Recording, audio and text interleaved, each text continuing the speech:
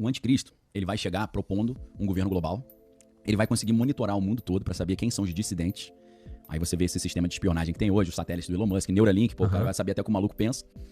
E por incrível que pareça, nesse livro no Apocalipse de João, ele fala sobre o anticristo, mas ele fala sobre a imagem da besta. Agora você imagina um cara no ano 90 depois de Cristo vendo um robô Optimus. O cara não sabe o que é um robô. Então ele fala, eu via uma imagem da besta que andava e falava e tinha vida própria, e ele decidia quem vivia e quem morria. Ou seja, ele tá falando de um robô com inteligência artificial, que tá comandando a humanidade toda, trabalhando pro anticristo, pra dominar a humanidade e subjugar a humanidade inteira. Basicamente o que tá dizendo é que quando João diz em Apocalipse que ele viu uma besta... Não, a estátua da besta. Isso, ele chama de estátua, mas eu imagino que era um robô. Isso. Então, justamente, porque assim, a estátua da besta, a primeira coisa que a gente pensa, por causa de todo o contexto da Bíblia, é no diabo. Essa é a primeira coisa que a gente pensa. E uma estátua de madeira, ou de cimento, de pedra. Mas o que será que João realmente estava vendo ali pra dizer... Tô achando que ele viu um robô, né, meu? É possível. A gente não pode exigir do João falar, eu vi um robô. Ele nem sabia que era robô, pô. Apesar de que já existia história de robô no mundo antigo, isso é de fundir o motor da cabeça do cara, né? Não, mas aí então, aí a gente tem que... Aí, nesse caso, a gente é obrigado a aceitar que existe interferência interplanetária, né? Robô. Não, interplanetária não, seria espiritual, né? Mas robô? Robô, pô. É o nome dele, não lembra não? Talos. Tem várias empresas, tem algumas empresas de robótica chamada Talos. É verdade. Como é que é essa história? Zeus, ele dava uns pega nas mulheres, né? Ele mexe. Ele era meio taradinho. Tá aí Hércules pra dizer, né? Então. Aí Zeus achou uma mulher bonitona, que o nome, a galera já ouve muito falar, o nome da mulher é Europa. Tá. Por isso que a Europa é chamada Europa.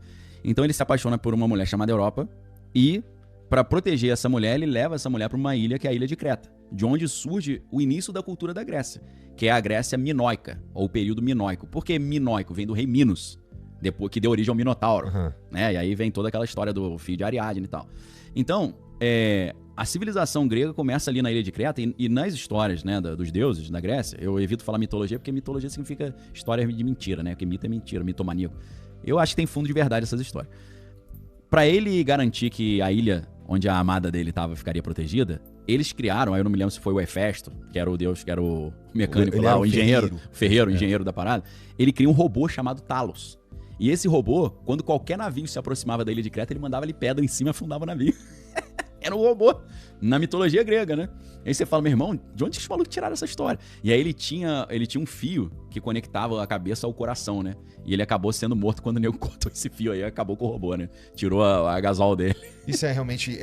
um cara que tá lá na Grécia Antiga, viajar numa historinha dessa daí Pô, o cara... Mas se bem que os caras viajaram tanta coisa que a gente repercute até hoje, né? Filosofia, de uma forma geral, Sim, própria democracia. Bastante coisa, né? Os caras eram sinistros, filho. Era sinistro. Tu acha que esses caras eram tocados por Deus, Daniel? Esses caras manjavam muito do mundo espiritual. Eles tinham esse contato. Na verdade, eu vou explicar. Porque muitas coisas dessa galera aí estão aqui com a gente hoje. Lógico. Né? A gente fala de Platão, a gente fala de Sócrates. Esses caras manjavam muito. E, na verdade, esses caras eram todos envolvidos profundamente com a religião, né? Pitágoras, ele era líder de uma sociedade secreta, o culto pitagórico, né? Tinha rito de iniciação. Sim. Eu assisti Donald no País da Matemática. E lá fala disso. Maneiro, né? É do Pato Donald, né? Ele tem aquela roupinha, né? Do Grécia. Aí ele mostra a mãozinha assim com o símbolo. Tem um símbolo. Então, cara, agora, essa história que eu vou falar agora tá no livro chamado Mestres da Verdade na Grécia Arcaica. É de um filósofo chamado Marcel Detienne. Nesse livro ele vai dizer que na Grécia Arcaica, os reis, porque na Grécia Clássica não tinha mais reis, né? Era democracia. Então na Grécia Arcaica tinha reis. E esses reis justificavam o seu poder dizendo que eles eram filhos dos deuses, que eles eram semideuses e por aí vai o Hércules da vida. Chegou até o Alexandre o Grande dizia que ele era filho de Zeus, que a mãe dele, a Olímpia, era meio bruxa. E ele teria nascido de uma relação da mãe com os Zeus, né? Ou seja, o rei Filipe da Macedônia era corno e foi corneado por Zeus, né? E até dizem que ele chegou em casa um dia do trabalho cansado, né? Aí ouviu uns barulhos estranhos no quarto, a mulher se divertindo muito. Ele foi olhar no buraco da fechadura, aí Zeus brilhou no esplendor da sua glória e queimou o olho dele. Ele era caolho, né? Puta merda, hein? Ele foi manjar o Ricardão, pegando a mulher dele e ficou caolho. Sai daí, mané. Deixa o patrão se divertir aqui. Queimou. Curioso aí, ó. Queimou a vista, malandro. Gato. Então, até Alexandre o Grande mandava essa, que ele era filho de Zeus, né? Então, como é que Mas quem que contava essa história? Não era o rei. Eu, rei, digo que eu sou filho de Zeus. Quem contava essa história era o poeta, que era também um profeta, que era os Aedos, ou os Homéridas, né? O Homero era uma linha, né, de poetas profetas. O que esses caras faziam? Esses caras não tinham escrita na Grécia, então eles tinham que decorar toda a história do povo de cabeça. Imagina tu decorar Ilíada e Odisseia, tudo de cabeça. Para decorar isso tudo de cabeça, eles tinham várias técnicas. Eles usavam rima, métrica, mais o quê? Eles tinham várias, que eles chamam de mnemotécnicas, técnicas de memorização. Eles cantavam, né? Tinha melodias também. Porque fica mais fácil de você lembrar um negócio que rima e tem melodia do que lembrar um texto frio, né? Só que além disso, o que eles faziam?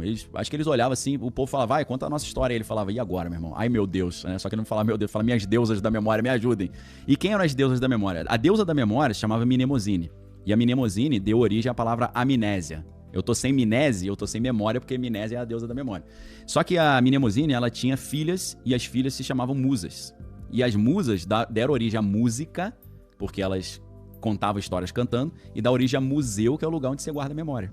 Entendeu? Vem daí as palavras. Então o que ele falava? Musas inspiradoras. Aí vem assim, você, aquela cantadinha sambari, você é minha musa inspiradora, né? O vagabundo tá usando essa ideia da Grécia Antiga. Né? Veio de lá, não é não? Então a garota de Ipanema, né? Olha que coisa mais linda. Minha musa inspiradora é o que os malucos faziam lá. Falavam, tô ferrado, eu não vou conseguir lembrar a história toda. Me lembra aí, deusas da memória, tenha misericórdia, me lembra a história. Então ele puxava das deusas da memória as histórias, e no meio dessa história ele falava, pô, o rei é filho de Zeus mesmo. E aí o rei ficava com uma moral, né? Então, cara, esses caras tinham que contar. Era assim que a parada rolava. Entendi. Só que aí um malandro inventou a escrita. Aí um cara falou, ó, não preciso de você mais não, escrevi tudo que você falou aí. Aí acabou com o cara. Mas assim, você diz que, assim, eles claramente entendiam alguma coisa do mundo. Muito. Que os colocou numa posição de protagonismo na humanidade, né? A gente fala, como eu disse, a gente fala deles até hoje. Total. O ponto é, eles eram também bastante ligados com o que eles chamavam dos deuses, sim, não, sim. o etéreo, alguma coisa. Sim. Total. E aí, bom, o que você, assim, tu como pastor, sim. olhando pra isso, tu diria que Deus deu uma abençoada ali, cara? Porque muita coisa saiu e se tornou padrão, né? E a outra coisa que tem uma influência, pra ter uma influência maior que essa, é Jesus Cristo, pô. Tá ligado? Que ele define como funciona. Ele lutou contra essa galera. Você sabia?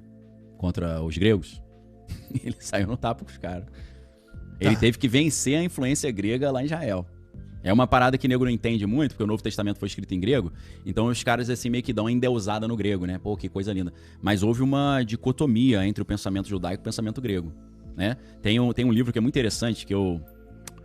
Se eu não estou enganado, é de um judeu chamado Nehemiah Gordon, e o título do livro é The Greek Jesus versus the Hebrew Yeshua. Tá. O Jesus grego versus o Yeshua hebraico. As diferentes concepções e como isso entrava em choque. E ele fala de como as coisas entravam em choque, é isso? Fala, ele explica como é que a visão grega deturpou a visão judaica de Deus e como isso rolou um embate naquela época. Porque você tinha os fariseus, na época de Jesus você tinha 4 seitas judaicas, né? Fariseu, Saduceu, Essênios e Zelote. Tinha uma briga entre os saduceus e os fariseus, porque os saduceus eram os caras que dominavam a religião e eles eram completamente helenizados, eles tinham adotado totalmente a cultura grega.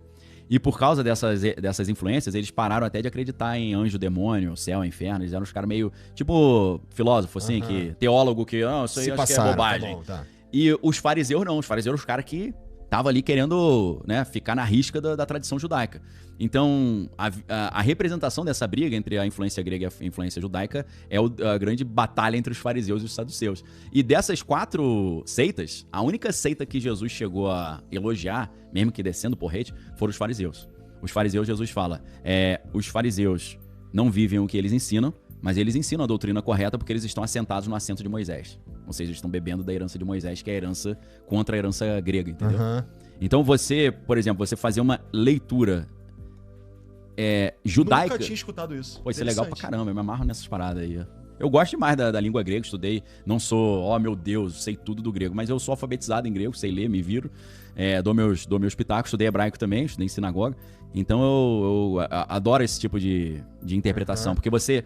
O Antigo Testamento é judaico, mas se você lê o Novo Testamento com um olhar judaico, cara, você entende muito melhor as coisas, que faz sentido, né? Porque é uma cultura judaica passada com o idioma grego, e como eles usam palavras gregas, você acaba puxando toda a cultura grega. Por exemplo, Jesus fala assim em Mateus 16, 18, né? Dar-te a chave do reino dos céus não é essa parte não. Sobre... Tu és Pedro, sobre esta pedra edificarei minha igreja, e as portas do inferno não prevalecerão contra ela, né? As portas do inferno em grego é pile ton hadu. Hadu é a palavra Hades. E aí quando você olha isso, algumas bíblias até as portas do Hades. Ao invés de pensar o conceito judaico de Sheol, que é o mundo dos mortos, os caras pensam em Hades. Aí vai pensar tudo, né? Porque foi escrito em grego. Vai pensar no céu grego e no inferno grego. Mas não, pô, você tem que... É só a palavra que ele usou, mas o conceito é hebraico. Entendeu? Senão tu mistura a bola toda, meu irmão. Aí embaralha geral. Nossa, aqui